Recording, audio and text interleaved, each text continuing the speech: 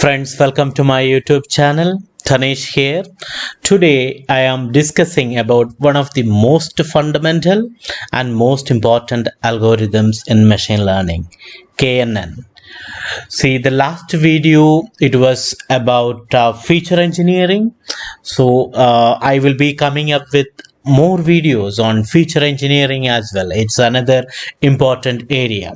Please subscribe my channel, please share the videos, please comment and like, please give your suggestions. I will be keep on improving, so please watch this video. This is the till the end. I will be covering each and every aspect of this algorithm, KNN algorithm. Please watch till the end.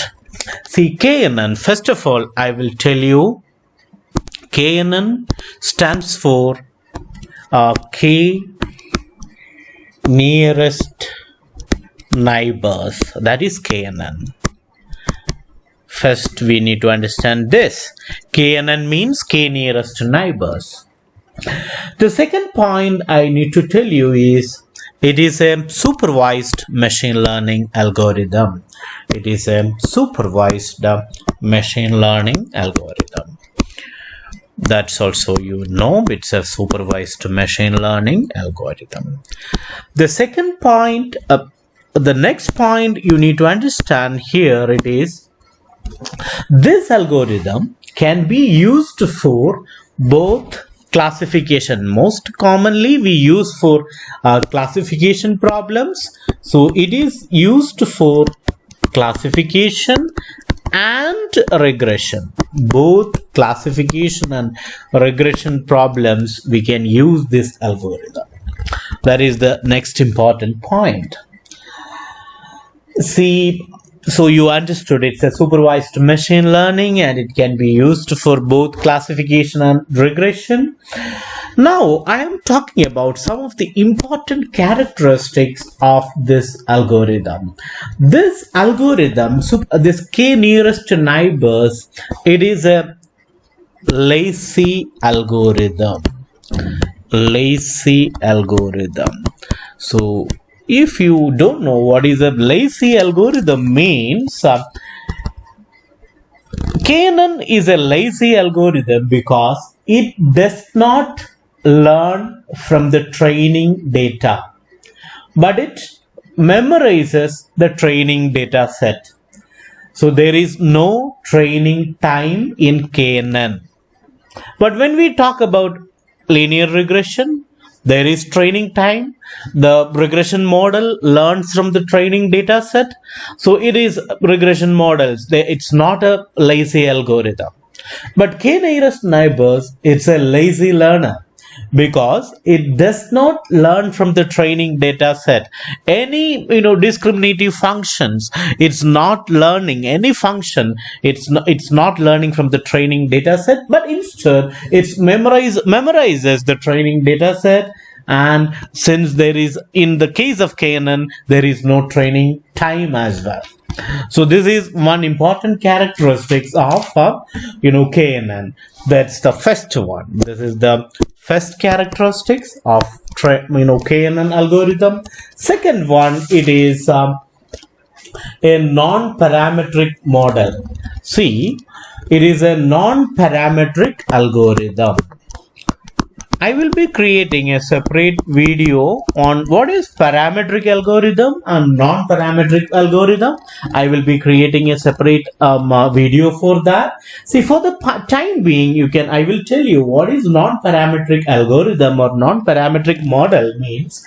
It does not make any assumption in the underlying data. See, KNN algorithm is a non-parametric model and it does not make any assumption in the underlying data. So, since it is not making any assumption, it is widely used for real-life situations. KNN algorithm is widely used for real-life situations since it is a non-parametric model. So these are all the two characteristics of KNN algorithm. Next, I will see where we will use, most of the applications. See, even in many applications you come across in day-to-day life, the KNN algorithm we are using. I can tell you some of the practical applications. One is in simple recommendation systems. Recommendation systems, we use KNN algorithm. So I told you the characteristics. Now I am where we will use this algorithm in recommendation systems. Then it is used in image recognition. Image recognition, we can use KNN algorithm. Then decision making. These are all the places where KNN algorithm you can use. These are all the practical applications. So I told we can use both in classification and regression problems. So what exactly is this algorithm? I am getting into the exact math behind this algorithm. See, you have a classification problem. I am explaining it in the most simplest way. So you have a classification problem and after that I will explain you how you can use it in the regression problem as well. First up, we have how we can use it in the classification problems. See, you have a classification problem see, this is your classification problem. It is, you have, see, these are all squares. We have squares like this. Let us assume like this. You have lot of squares like this, and here you have circles. It is, you already know it. So all these are all circles. Now you have a data point here. You don't know whether it is a circle or a square. So you need to classify this point. This point you need to classify. Let us assume that this point is A. So that data point we need to classify. We don't know whether it is coming under this category, square or circle. So what we do here is, see, KNN, here we can take the values for K. So you can take K is equal to 1, you can take K is equal to 3. See, what are all the criteria for taking the value of K? I will discuss later. So now let us assume that K is equal to 3. Then I will take 3 nearest point from this. See, this point, it is, I shown it as in the black color.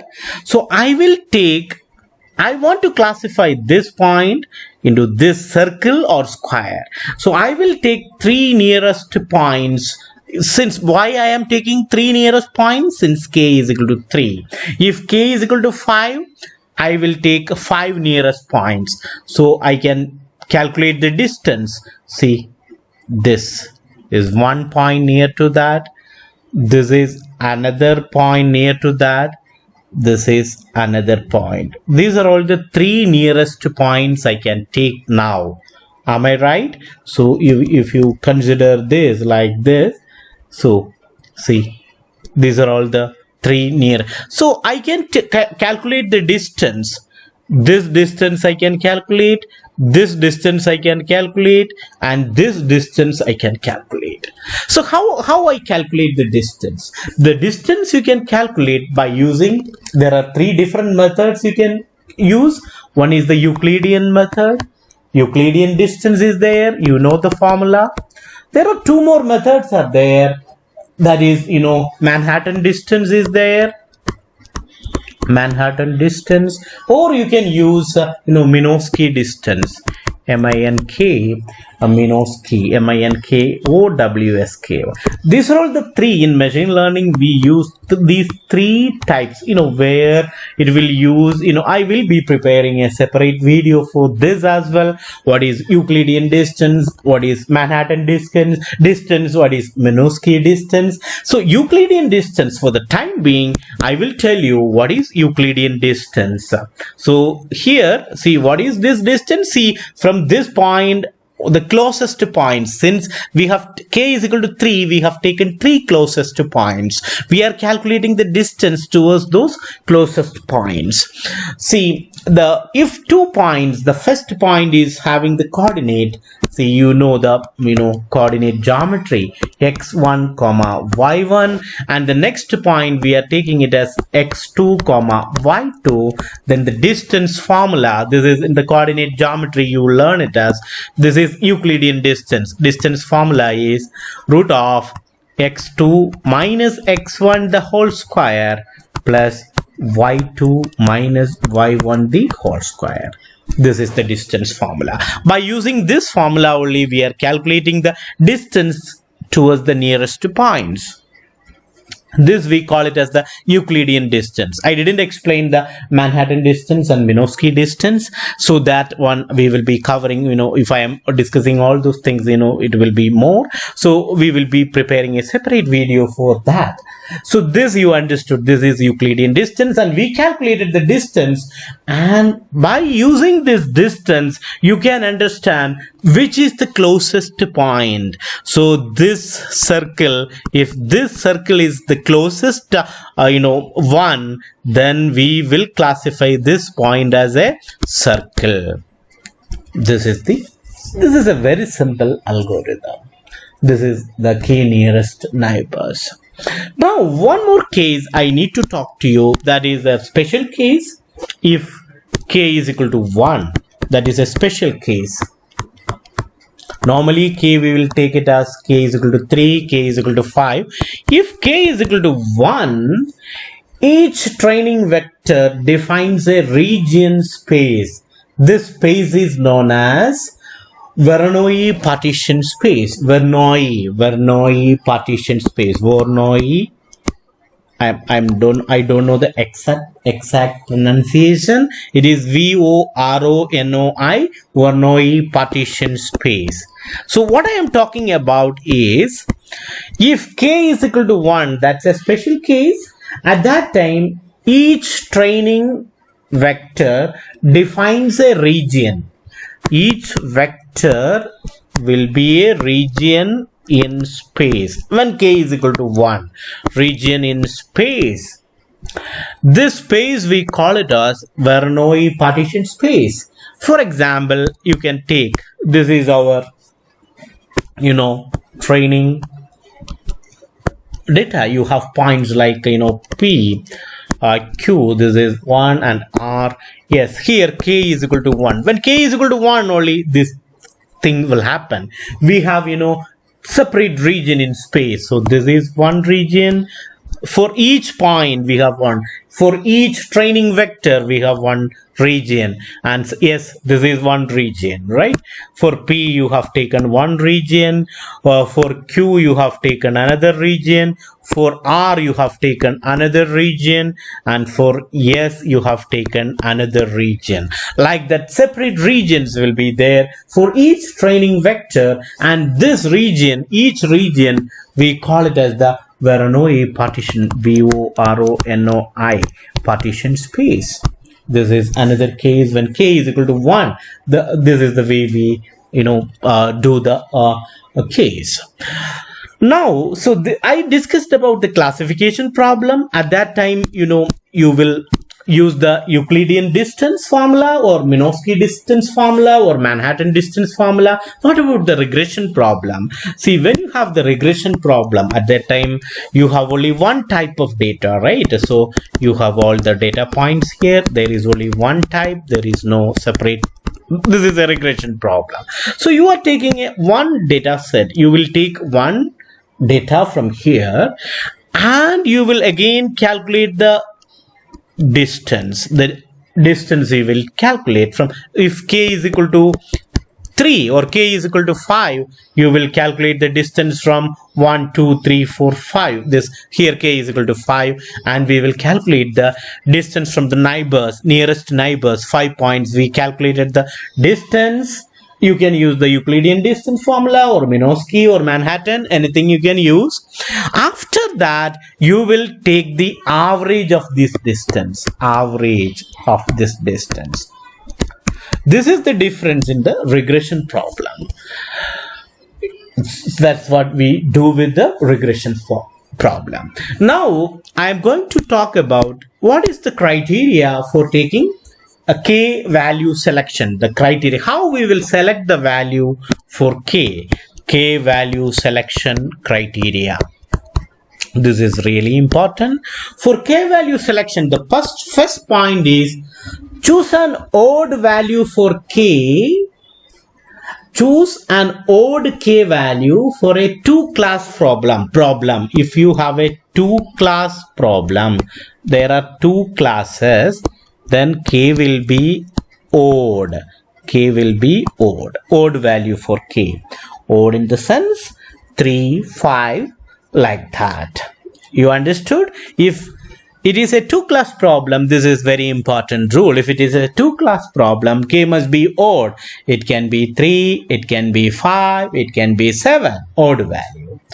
Then the second thing, k must not be the multiple of the number of classes. K should not be equal to the multiple of number of classes.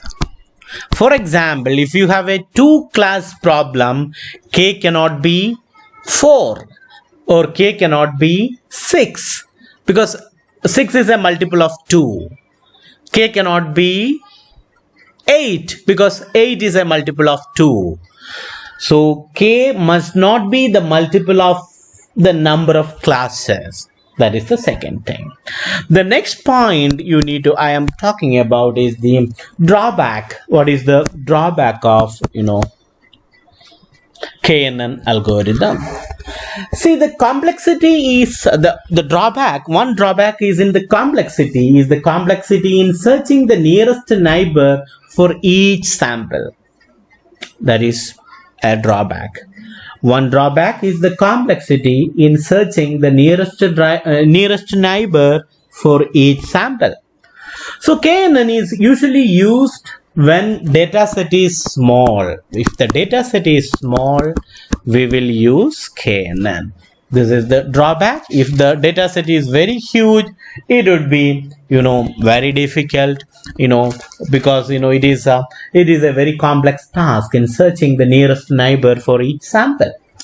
That is the drawback of KNN algorithm. So that's all. The important characteristics are: it is a lazy learner, it is a non-parametric model, and the selection of k, everything we are discussed. It can be used both in regression and classification aspects. Every aspect of KNN algorithm is covered in this video. Thanks for watching. See, I will be coming up with more videos related to feature engineering. Now supervised machine learning algorithms we are discussing now. Already the deep learning, it is completed. Machine learning math, it is there.